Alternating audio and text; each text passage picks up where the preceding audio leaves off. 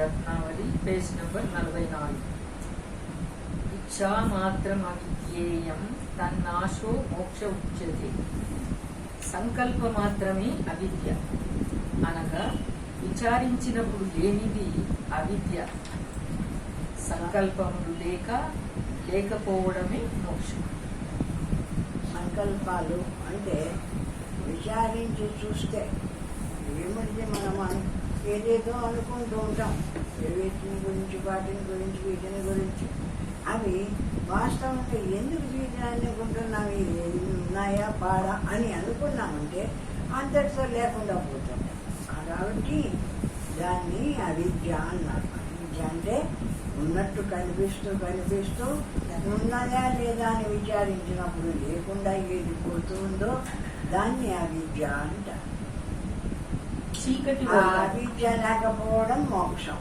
అంటే ఒకటి సంకల్పించడము, ఆ సంకల్పించింది దాన్ని మళ్ళా విచారించి పోగొట్టుకోవడం, ఇది లేకుండా ముందు ఉన్న స్వరూపంగా జ్ఞానమాత్రంగా నిలిచిపోయి ఉంటాం చూడు, ఏది అనుకోకుండా, అది మోక్షం.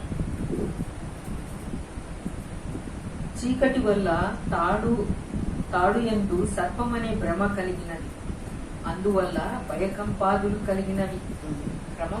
క్రమమైన విచారణ చేతను తాడనే సత్యమైన జ్ఞానము కలిగినది. అలా విచారించి చూస్తే చీకట్లో తాడు చూసి పాము అనుకున్నాము, పాము అనుకున్న తర్వాత అవునా కాదా అని మళ్ళా విచారించి చూడడము, ఒక దీపం పెట్టి చూడడము, ఏదైనా చేసినప్పుడు అక్కడ పాము కనపడకుండా పోయి తాడు మాత్రమే ఉంటుంది. ఆ విధంగా ఈ విచారణ చేయకముందంతా ఉన్నట్టు కనిపిస్తూ ఉంటుంది. అది ఈ పని చేయాలి, ఆ పని చేయాలి, అక్కడ పోవాలి, ఇక్కడ పోవాలి అనుకుంటున్న ఈ విషయపు రూపమైన ఈ ప్రపంచమంతా ఉన్నట్టే కనిపిస్తుంది. బాగా విచారించి చూస్తే కేవలం చూసే జ్ఞానస్వరూపమైన పరమాత్మ అయిన నేను తప్ప ఏది లేదు, సర్వం బ్రహ్మమయం అని ఆ విధంగా తెలుస్తుంది బాగా విచారణ చేసి చూసినప్పుడు. తాడు కాలత్రయమందును ఏకాకారముగానే ఉన్నది, అది మారిపోలే. అప్పుడు పామై వాడు చూసినప్పుడు పామై మళ్ళా దీపం పెట్టి చూసినాక అప్పుడు తాడై అట్లంది. అంటే కాదు, తాడు 3 కాలాల్లో తాడుగానే ఉంది, కానీ వీడికి భ్రమ కలిగింది, పాము అన్న భ్రమ. ఆ భ్రమను మళ్ళా దీపం పెట్టి తొలగించుకున్నాడు. భ్రమ కలగడం తొలగిపోవడము అనేది వీని ఎందు ఉంది, కానీ తాడుగానే ఉంది కదా, అది ఏం మారలేదు కదా. ఆ విధంగా ఈ ప్రపంచమంతా బ్రహ్మస్వరూపం అనే బ్రహ్మమే ఉంటే నువ్వు బ్రహ్మమే, ఆమె బ్రహ్మమే, అందరూ బ్రహ్మస్వరూపులే. అది చెప్పుకుంటాం కదా, అందరిలో ఏ జ్ఞానస్వరూపం ప్రకాశిస్తుందో, జ్ఞానస్వరూపమున ప్రతి శరీరము బ్రహ్మస్వరూపమే. అట్లా బ్రహ్మస్వరూపమే అయి ఉంటే ఆ బ్రహ్మస్వరూపాన్ని మనము చూడకుండా పైన కనిపించే రూపనామాలు ఉన్నాయే, వాడు ఇట్లా, వీడి ఇట్లా, అది ఇట్లా అని, అది వాడు వీడు అని రకరకాల రూపనామాలను అనుకుంటామే. ఆ అనుకున్న రూపనామాలన్నీ మనకు ఎక్కువగా కనిపిస్తాయి. విచారణ చేసి చూస్తే ఇవంతా కూడా పరమాత్మ స్వరూపమే కదా. పరమాత్మ లేకపోతే ఈ శరీరాలు ఎట్లా నిలిచి ఉంటాయి, సర్వము బ్రహ్మస్వరూపం కదా అని ఎవడు విచారణ చేసి చూస్తాడో వాడికి బ్రహ్మమే తెలియబడుతుంది. అయితే నీకు ఆ అజ్ఞాన కాలంలో నీకు తెలియని స్థితిలో, ఈ పాము అనుకున్న స్థితిలో కూడా నీకు తెలియనటువంటి అజ్ఞానం ఉండి నువ్వు అనుకున్నావే కానీ తాడేమన్నా పాము అయిందా? పాము కాలేదు కదా. ఆ తాడు 3 కాలాల్లో తాడుగానే ఉంది. ఆ విధంగా బ్రహ్మంగానే ఉంది, పరమాత్మ స్వరూపంగానే ఉంది. ఈ పరమాత్మ స్వరూపమైన ఈ బ్రహ్మంలో వాడు వీడు ఇది అది అని ఈ ప్రపంచాన్ని అంతా ఉన్నట్టు నువ్వు కల్పన చేసి చూసినప్పుడు కూడా బ్రహ్మమే ఉంది. నువ్వు మళ్ళా కల్పన మానుకొని ఇదంతా కూడా బ్రహ్మస్వరూపం కదా అని విచారించి చూసినప్పుడు అప్పుడు బ్రహ్మంగానే ఉంది. బ్రహ్మం మారలేదు, నీ చూపు మారింది, నీ దృష్టి మారింది, నీకు అజ్ఞానం వల్ల మార్పు కనిపించింది, ఆ జ్ఞానం పోయింది. అంతేగాని 3 కాలాల్లో కూడా బ్రహ్మం బ్రహ్మంగానే ఉంది, పరమాత్మ పరమాత్మగానే ఉన్నాడు, పరమాత్మ ఎప్పుడు కూడా మారిపోలేదు అంట. ఆ సర్పము ఒకప్పుడు రాను లేదు పోను లేదు. అది దాంట్లో వచ్చిందా, నువ్వు పాముగా కనపడినప్పుడు, దాంట్లో పాముగా కనపడినప్పుడు కూడా ఆ పాము దగ్గరికి ఆ తాడులోకి రాను లేదు పోను లేదు. భావించినావు, అనుకున్నావు, మళ్ళీ అనుకోకుండా వదిలేసినావు. ఈ 2 అనుకుని నీ దగ్గర ఉన్నాయి కానీ చూడబడేటువంటి తాడు దగ్గర లేవు కదా. ఇప్పుడు కూడా ఈ ప్రపంచమంతా అనుకునే మనలో ఉంది అజ్ఞానం అంతా. ఆడున్నాడు, వీడున్నాడు, అది ఉంది, ఇది ఉంది అని రకరకాలుగా అనుకునే మనలో అజ్ఞానం ఉంది. చూడబడుతుండే ఈ ప్రపంచం అంతా కూడా బ్రహ్మానికంటే వేరు కాదు. ఎవడైనా బ్రహ్మస్వరూపుడే, సర్వులు బ్రహ్మస్వరూపమే, జగత్తంతా బ్రహ్మస్వరూపమే. ఆ విధంగా బ్రహ్మమే సర్వవ్యాపకంగా ఉంది. ఆ వ్యాపకంగా ఉండేటువంటి సర్వవ్యాపకమైన బ్రహ్మమందు ఈ ప్రపంచమంతా ఉన్నట్టు మనము కల్పన చేసి చూసుకుంటూ ఉంటాం. ఆ చూసుకున్నందువల్ల కల్పన వల్ల నీకు కనిపించింది, మళ్ళా జ్ఞానం కలిగింది. ఏమని, ఇదంతా పరమాత్మ స్వరూపం కదా, ఇదంతా ఎందుకైంది ఇది అని ఎప్పుడైతే విచారణ చేసి చూసినావో, ఆ విచారణ చేసి చూసినప్పుడు నీలో ఆ అజ్ఞానం పోయింది, బ్రహ్మం బ్రహ్మంగా కనిపిస్తుంది. కానీ నువ్వు అజ్ఞానంతో చూసినప్పుడు బ్రహ్మమే ఉంది, నీకు జ్ఞానం కలిగి చూసినప్పుడు బ్రహ్మమే ఉంది. బ్రహ్మం మారిపోలేదు. నీ బుద్ధిలో చూపు, నువ్వు చూసేటువంటి అజ్ఞాన స్థితి అది మారిపోతుంది, మళ్ళా సర్దుకుంటుంది. ఇక్కడ జరుగుతుంది మంచి జరుగుతుంది. త్రాడనే నిజం తెలిసినందున భయకంపాదులు పోయినవి. ఇటులనే తన నిజ రూపమును మరచినందున బంధమని, ఇటులనే తన నిజ రూపమును తెలుసుకున్నప్పుడు మోక్షమని వాడుక కలిగినది. ఆ విధంగా మనలో ఉండేటువంటి బ్రహ్మస్వరూపం కూడా నేను దేహము, నేను ఇంద్రియాలు, నేను ఫలానా అనుకుంటున్నప్పుడంతా నాకు ఏదో నేను ఒక మనిషిని, వాళ్ళకి అక్కను, వీళ్ళకమ్మను, చెల్లెళ్ళు ఈ రకంగా కనిపిస్తూ ఉంది. నేను ఎప్పుడైతే విచారణ చేసి ఈ జ్ఞాన స్వరూపమైన నేను బ్రహ్మము అని తెలుసుకున్నానో, అంతకు ముందు ఉన్నది కూడా నా బ్రహ్మస్వరూపమే. ఇప్పుడు నేను తెలుసుకున్నప్పుడు కూడా ఆ బ్రహ్మస్వరూపమే ఉంది. బ్రహ్మస్వరూపానికి ఎప్పుడు మార్పు రాలేదు. నీ ఊహించిన ఊహ, నీ బుద్ధి అనుకోవడము, దానికి మంచి చెడుగులు ఏర్పడుతున్న జ్ఞానము అని ఏర్పడి అది భావిస్తుంది. కానీ అది భావించినట్టల్లా ప్రపంచము బ్రహ్మము మారిపోవడం లేదు. బ్రహ్మం బ్రహ్మంగానే, పరమాత్మ స్వరూపంగానే ఎప్పుడూ ప్రకాశిస్తుంది. జ్ఞానస్వరూపమైన పరమాత్మ. గోగేచ్ఛ మాత్రకో బంధస్తథ్య గోమోక్ష ఉచ్యతే. ప్రపంచ సుఖములను కోరడమే బంధము, ఆ కోరిక లేకపోవడమే మోక్షమనబడు. గోగేచ్ఛ, దాన్ని అనుభవిస్తాం, దీన్ని అనుభవిస్తాం, ఇది చేసుకుందాం, అది చేసుకుందాం అని ఈ కోరికలు కనుక కలుగుతూ ఉన్నాయే, ఈ భోగేచ్ఛ అనుభవిస్తామని, ఆ అనుభవిస్తామన్న కోరికే బంధము. ఏది వద్దు, హాయిగా నా స్వరూపం అందు నేను నిలిచి ఉంటాను అనుకున్నటువంటి స్థితిలో మోక్షం పొందుతున్నాడు. ఈ రకంగా భావిస్తే బంధంలో ఉంటున్నాడు, ఈ రకంగా నిలిస్తే మోక్షాన్ని పొందుతున్నాడు. భోగములు ఈ శరీరమును గురించి కోరుచున్నాడు. అటివాడు శరీరము నేననే దురహంకారం కలవాడు. నేననే అహంకారం ఉంటే కదా, నేను ఈ సొమ్ము పెట్టుకోవాలనో, నేను చీర కట్టుకోవాలనో, నేను ఇది తిండి తినవాలనో ముందు నేనన్న అహంకారం ఉంటుంది కదా. దేహం నేనన్న భావం ఉంటే దానిపైన అవతల అనుభవించే అనుభవాలన్నీ అనుభవించవాలా అనుకుంటూ ఉంటారు. కాబట్టి ముందు నేనన్న ఈ అహంకారమే అజ్ఞానము. నేను కాదు, అహం బ్రహ్మాస్మి శివోహం, అయమాత్మ బ్రహ్మ అని బ్రహ్మ మాత్రంగా నిలిచి బ్రహ్మం నేను అనుకునేటువంటి వాడు దేహం నేను అనుకోడు. నాకు ఈ సొమ్ములు కావాలనో, ఈ డబ్బులు కావాలనో, ఇది కావాలనో, అది కావాలనో ఏ కోరిక వాడి దగ్గర ఉండదు అంటాడు. శరీరము నేను కాను, వాని నిజ రూపము సాక్షి అని తెలిసినప్పుడు తెంపులేని బ్రహ్మానంద స్వరూపుడు. ఎప్పుడు ఈ శరీరం నేను కాదు, ఈ శరీరాన్ని తెలుసుకుంటూ ఉండేటువంటి సాక్షి రూపంగా ఏ జ్ఞాన స్వరూపమైన ఏ నేను ప్రకాశిస్తున్నానో నేను బ్రహ్మము, ఆ బ్రహ్మం నేను అని ఎప్పుడు తెలుసుకుంటున్నాడో అప్పుడు మోక్షం కలుగుతుంది. ఈ శరీరం నేనన్న భావం తొలగిపోవడం వల్ల ఈ ప్రపంచంలో విషయాలు కూడా ఇబ్బంది పెట్టకుండా పోతూ ఉంటాయి.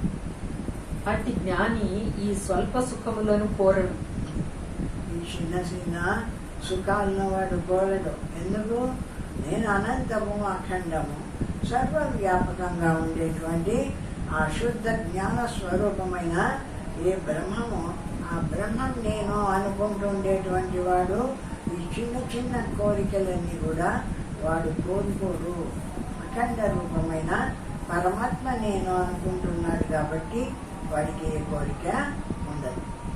ఇవి క్షణికములు, ఇవి కొంతసేపు ఉండిపోయేటివి. అంతకు ముందు దుఃఖము కలవి కనుక బంధ కారణములు అని తెలుసుకొని అట్టి భోగేచ్ఛను విడుచును. ఆ విధంగా ఇవన్నీ ఇది కావాలా, అది కావాలా అనే కోరికలు వాటిని సంపాదించుకుంటామనుకో.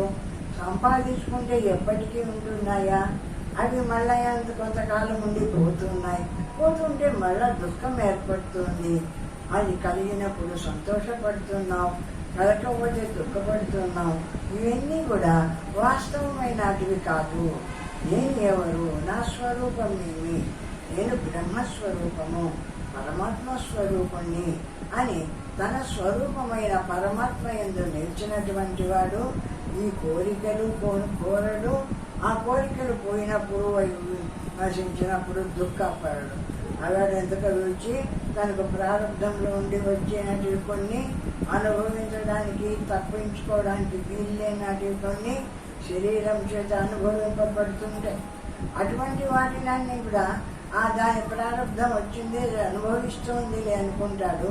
ఆ స్థితిలో నిలిచి ఆనందిస్తూ ఉంటాడు. పరమాత్మ స్వరూపాన్ని తెలుసుకొని అందువల్ల నేను బ్రహ్మను అయినాను అని మనస్సు లేకపోవడమే మోక్షం. మళ్ళా నేను బ్రహ్మమైనాను, ఇది దేహము, ఇది ఏది అనుకోకుండా, అంటే నేను బ్రహ్మము అనేటువంటిది కూడా ఒక సాధన. ఎందుకు? ఈ ప్రపంచం నేను అన్న భావాన్ని మర్చిపోవడానికి నేను బ్రహ్మం అన్న సాధన. అంతేగాని నేను బ్రహ్మము అని నిరంతరము అనుకుంటూ ఉండవలసిన అవసరం లేదు. ఎందుకు? ఏది అనుకోకుండా నిలబడు. అంటే మనస్సుకు ఏ విషయాన్ని దగ్గరికి రానియకుండా, మనస్సులో ఆ విషయ రూపం పొందకుండా చేస్తూ ఉన్నామంటే ఆ జ్ఞాన స్వరూపమైన మనస్సు నిరాకారమై నిలుస్తుంది, శుద్ధ జ్ఞానమై నిలుస్తుంది. నిరాకారంగా బ్రహ్మమై నిలుస్తుంది ఆ మనస్సు. చైత్య కలను బంధస్తన్ ముక్తిర్ముక్తి రుచ్యతే. చిత్ అనగా సాక్షి రూపమైన చిత్కల సాధకుని సహస్రారమంటున్నది. జ్ఞాన స్వరూపమై సర్వాన్ని తెలుసుకునే జ్ఞానం ఎక్కడుంది అంటే సహస్రారం ఉంది. అక్కడ ఉంది చిత్కళారూపమైన సర్వవ్యాపకంగా ఏ జ్ఞాన స్వరూపం ప్రకాశిస్తూ ఉందో చిత్కళ అయి, ఆ చిత్కళ మనిషి జ్ఞాన స్వరూపం అయి ఈ ద్వాదశాంతమందు ప్రకాశిస్తూ ఉంది జ్ఞానస్వరూపమై. అది బింబభూతము, వాస్తవమైనది. అది వాస్తవమైనది, బింబభూతము. ప్రతిబింబం కాదు. ప్రతిబింబము హృదయంలోకి ప్రతిబింబించి ఈ శరీరం అంతా నేను అనుకుంటూ ప్రతిబింబిస్తుంది. ఇటువంటి ప్రతిబింబం కాదది, బింబభూతమైన పరమాత్మ. ఆకాశం అంతటా ఏ పరమాత్మ వ్యాపించి ఉందో ఆ పరమాత్మలో ఈ శరీరం ఉందంటే ఈ సహస్రారం దగ్గర ఇంకా ఈ తల పోతూనే ఉండేది ఆకాశం మీద. అక్కడ ఆ జ్ఞానం ప్రకాశిస్తుంది. శుద్ధ జ్ఞాన స్వరూపమైన ఆ చిత్కళారూపమైన జ్ఞాన స్వరూపము అక్కడ ప్రకాశిస్తుంది అంటారు. హృదయాకాశమందున్నది దాని ప్రతిబింబము చిత్తు యొక్క కాయ చైత్యము. ఆ చిత్తు యొక్క ప్రతిబింబము హృదయాకాశంలో అంటే అర్థంలాగా ఉండే హృదయంలో ప్రతిబింబిస్తుంది. ఆ ప్రతిబింబించి ఈ శరీరం అంతా వ్యాపించి నేనని ఈ శరీరం నేననేటువంటి భావంతో ఆ జీవుడుగా ప్రకాశిస్తూ ఉంది. ఈ హృదయంలో ప్రతిబింబించిన చిదాకాశము ఆ సహస్రారమందు ఉండేటువంటి జ్ఞానస్వరూపమైన ఆకాశస్వరూపమైన సదా బ్రహ్మస్వరూపమైన పరమాత్మ అనంతమై సర్వవ్యాపకంగా ఉండేటువంటి శుద్ధ జ్ఞాన స్వరూపుడు ఆ పరమాత్మ స్వరూపుడు. ఇదే జీవ సంజ్ఞ కలది. ఈ భేదం ఉన్నంత వరకు బంధం ఉన్నది. ఇదే జీవుడు అనేటువంటి భావం. ఈ జీవభావం ఉన్నంత వరకు బంధమే ఉంటుంది. అందరికీ ఈ సహస్రారమందు చిక్కలారూపంగా బ్రహ్మం ఉందన్న విషయాన్ని ఎవడో విచారించి సాధన చేసి ఇప్పుడు మనము ధ్యానాన్ని కూర్చుంటాము. ధ్యానాన్ని కూర్చుంటూనగానే హృదయంలో ఉంది వేరే చిక్కలారూపంగా ఆ పరబ్రహ్మ స్వరూపము ప్రతిబింబ రూపంగా ఉంది. దీనినే విడిచేసి వదిలేసి అంటే ఈ ప్రపంచ విషయాన్ని వదిలేసి పైకి పోయి అఖండమై అనంత రూపముగా నిలిస్తే అనంత ఆకాశాన్ని భావించు, అఖండమైన ఆకాశాన్ని భావించు. అప్పుడు ఏమవుతున్నావు? ఈ హృదయం మందు ఉండేటువంటి ఈ ప్రతిబింబ రూపమైన ఇదే మళ్ళా వెనక్కొచ్చి సహస్రారాన్ని దాటి అనంతమైనటువంటి బ్రహ్మమై నిలుస్తుంది. ఇక్కడికి వచ్చి ప్రతిబింబించినటువంటి జీవ సంజ్ఞ ఇది మళ్ళా జీవభావాన్ని వదిలేసి బ్రహ్మభావాన్ని పొంది అంతటా ఉండేటువంటి సర్వవ్యాపకమైన బ్రహ్మమై నిలుస్తుంది. ఆ అఖండ రూపమైన బ్రహ్మమైన నేను ఈ దేహాన్ని చూడను. దేహంలో ఒక భాగంలో ఎక్కడన్నా హృదయమా, ఇది కంఠస్థానం, నేత్రస్థానమా, కంఠస్థానమా, ఇది కాదు. అనంతమైనటువంటి సర్వవ్యాపకమైన బ్రహ్మం నేనని అఖండమై నిలుస్తోంది. అక్కడ నుంచే శరీరంలోకి వచ్చింది. శరీరంలోకి వచ్చి దీంట్లోకి ప్రతిబింబించి జీవభావాన్ని పొందింది. దీనికి జ్ఞానం కలిగింది. మళ్ళా వెనక్కు పోయి అనంతమై సర్వవ్యాపకంగా ఎక్కడి నుంచి దీంట్లోకి ప్రవేశించిందో అక్కడి నుంచి అట్లే వెనక్కు పోయి సర్వవ్యాపకమైన బ్రహ్మమై నిలిచింది. ఆ విధంగా పరమాత్మతో ఏకత్వం పొందుతూ ఉంది. జీవించి ఉండంగానే జీవన్ముక్తుడైతున్నాడు అటువంటి జ్ఞాని. బింబము సత్యం, ప్రతిబింబము ఉపాధి వల్ల కలిగినందున అసత్యమని తెలుసుకున్నప్పుడు వాడు మోక్షమును పొందిన వాడని. ఈ బింబము అంతటా ఉండే సర్వవ్యాపకంగా ఆకాశతుల్యంగా సర్వవ్యాపకంగా ఉండే బింబభూతమైన పరమాత్మ అది సత్యం, ఎప్పటికీ ఉండేటువంటి. ఈ శరీరంలో ప్రతిబింబించింది. ఈ శరీరం పోతూనే పోతుంది. శరీరం ఎప్పుడు పోయిందో అప్పుడు ఆ ప్రతిబింబం కూడా పోతుంది. ప్రతిబింబం ఎప్పటికీ ఉండేటువంటిది కాదు. కానీ బింబభూతమైనటువంటి పరమాత్మ సర్వవ్యాపకంగా ఎప్పటికీ ఉండేటువంటి వారు. ఆ ఎప్పటికీ ఉండేటువంటి ఆ పరమాత్మలో చేస్తుంది.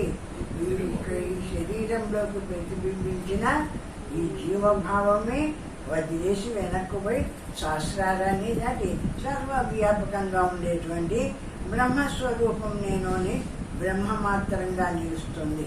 అప్పుడు ఈ శరీరంతో దానికి సంబంధం లేదు, దాటేసింది కాబట్టి. ఆ విధంగా అఖండ బ్రహ్మమై నిలుస్తుంది. ఆ అఖండ బ్రహ్మము సత్యంగా ఎప్పటికీ ఉంటుంది. ఈ శరీరంలో ప్రతిబింబించిన ఈ జీవభావం ఉంది. ఇది కొంతకాల శరీరం ఉన్ననాళ్ళు ఉంటుంది, శరీరం పోయినా